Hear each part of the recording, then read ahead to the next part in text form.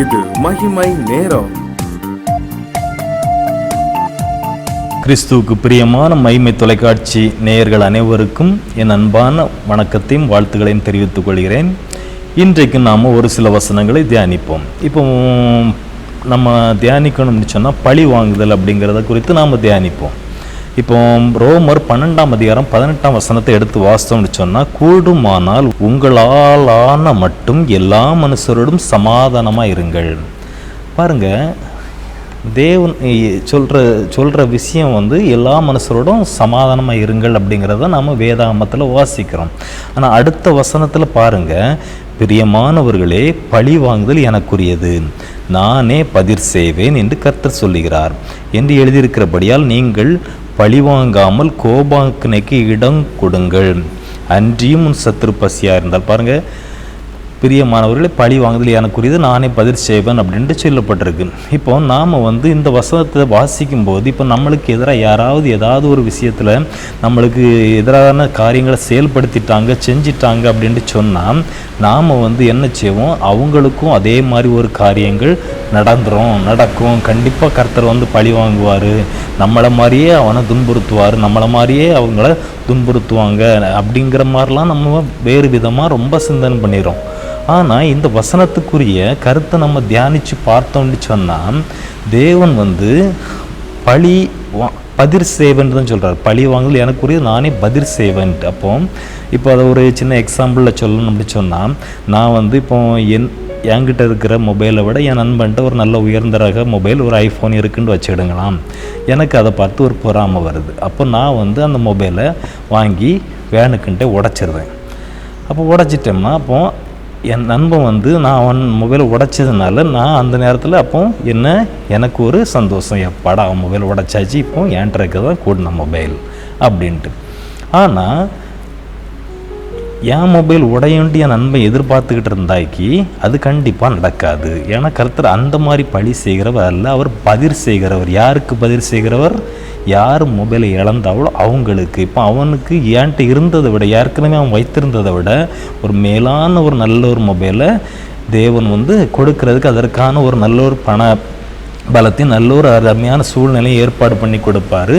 அதுதான் பதில் செய்கிறது. அப்போ அதை பார்த்து நான் ஏற்கனவே இருந்த மொபைலை உடைச்சேன்னா அதை விட மேலான மொபைலை அவன் வச்சுருக்கும் போது என் நண்பனை பார்த்து நான் என்ன செய்வேன்? வெட்கப்படுவேன். ஏற்கனவே பொறாமப்பட்டு நான் உடைச்சதுனால இப்போ நான் வெட்கப்பட்டு தான் போவேன். அதுதான் இந்த வசனத்தினுடைய அர்த்தம்.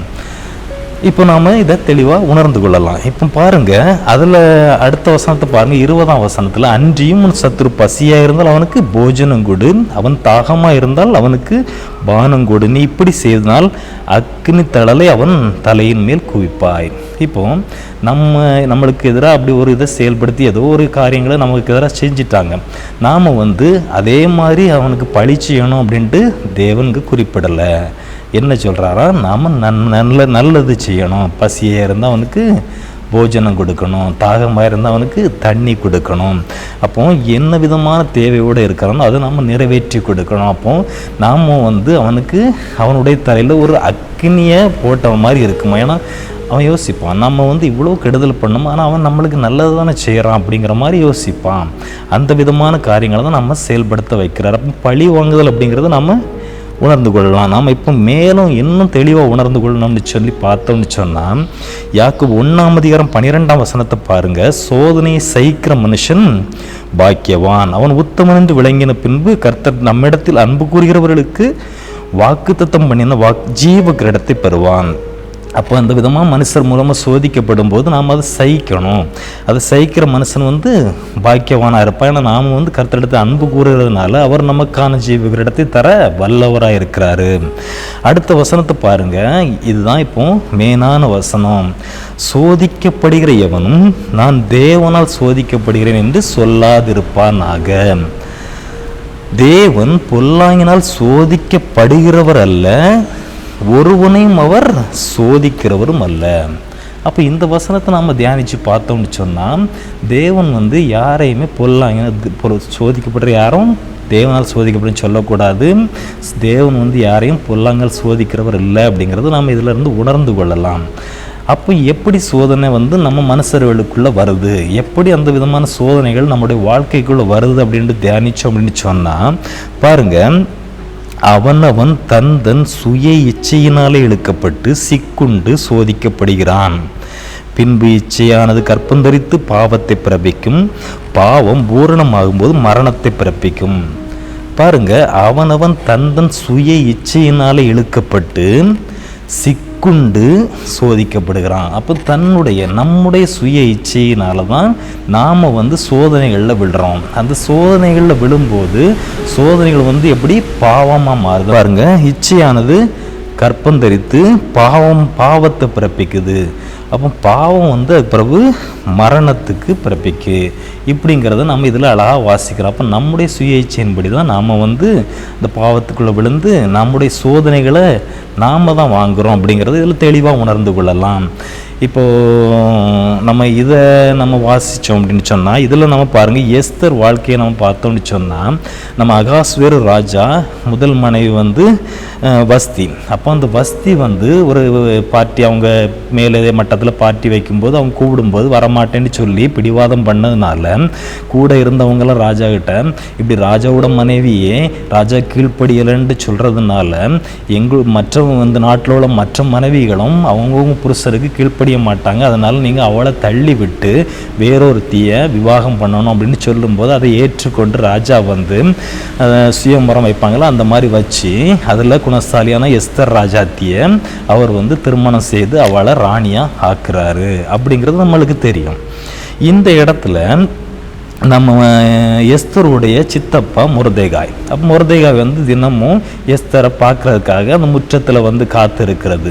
அப்போ காத்து இருக்கும்போது அங்கே வந்து ராஜாக்கு அடுத்த ஸ்தானத்தில் இருக்கிறது வேறு ஆமான். அப்போ அந்த ஆமான் வரும்போது எல்லாருமே எழும்பி நின்று தலைக விழுந்து வணங்குவாங்க. ஆனால் இந்த மொர்தெகாய் வந்து வணங்க மாட்டான். அப்போ இந்த ஆமானுக்கு இந்த மொர்தெகாய் மேலே ஒரு கோபம். ஏன்னா ஆமானுக்கு தான் பெருமையாக இருக்கணும், தான் வந்து ஒரு உலக பிரகாரமான பெருமை எல்லாவற்றையும் நான் அனுபவிக்கணும் அப்படிங்கிறதுல ரொம்ப இச்சையாக இருந்தான். அந்த இச்சையின் காரணமாக இப்போ ராஜாவுக்கு இந்த மொர்தெகாய் வந்து ராஜாவை கொல்றதுக்கு 2 பேர் சூழ்ச்சி செய்யும்போது ராஜாவை காப்பாற்றுவாங்க. அந்த காப்பாற்றுறது அவனுங்க ராஜா வந்து கனம் பண்ணணும் அப்படின்ட்டு சொல்லும்போது அதாவது ஆமான்ட்ட கேட்குறாரு, இப்படி எனக்கு பிடிச்ச ஒருத்தர் நான் கனம் பண்ணணும்னு நினைக்கிறேன், அப்போ என்ன செய்யலாம் அப்படிங்கும்போது ஆமான்னு நினைக்கிறேன், என்னை தவிர வேறு யாரை கனம் பண்ணுவார் அப்படின்னு நினச்சிக்கிட்டு ராஜாவின் அந்த உடையை தரித்துக்கிட்டு ஒய்யாரமாக குதிரையில் அப்படி பவனி போகணும், எல்லாரும் வணங்கணும் அப்படிங்கிற மாதிரி சொல்லும்போது அதை மொர்தெகாய்க்கு செய் அப்படின்னு சொல்லி செய்ய வச்சாச்சு. அப்போ இதுவும் ஆமானுக்கு ரொம்ப பொறாமையாகி போச்சு. இந்த பொறாமையினால் ராஜாவுக்கு இன்னொரு திட்டத்தையும் சொல்கிறாரு, எல்லாரையும் கொலை பண்ணும்படியா. அப்போ இந்த சட்டம் வந்துச்சுன்னா ரொம்ப ஆபத்து அப்படிங்கிறத தெரிஞ்சுக்கிட்டு மொர்தெகாய் வந்து எஸ்தர்கிட்ட சொல்கிறாரு. எஸ்தர் வந்து அதை முதல்ல ஏற்றுக்கிட விரும்பலை, ஆனாலும் இதை நான் ஏற்றுக்கிட்டு என் உயிரே போனாலும் பரவாயில்லன்னு சொல்லி ஏற்று ராஜாவின் செங்கோல் முன்னால் போய் நின்று செங்கோல் ராஜா நீட்டின போது அவள் சாப்பிட கூப்பிட்டு இப்படி அவர்கிட்ட எல்லாத்தையும் சொல்லி ஒவ்வொரு விஷயங்களாக நடந்து லாஸ்ட்டில் ஆமான் வந்து இவங்களுக்கு எதிராக செயல்பட்டதையும் மொர்தெகாய்க்காக ஒரு தூக்கு மரத்தை 50 அடி உயரத்தில் ஒரு தூக்கு மரத்தை அவன் வீட்டு பக்கத்தில் உண்டாக்கி வச்சிருக்கதை அறிந்த ராஜா அதே தூக்கு மரத்தில் ஆமான தூக்கி போட சொல்லி கொன்று போட்டார் அப்படிங்கிறத பார்க்குறோம்.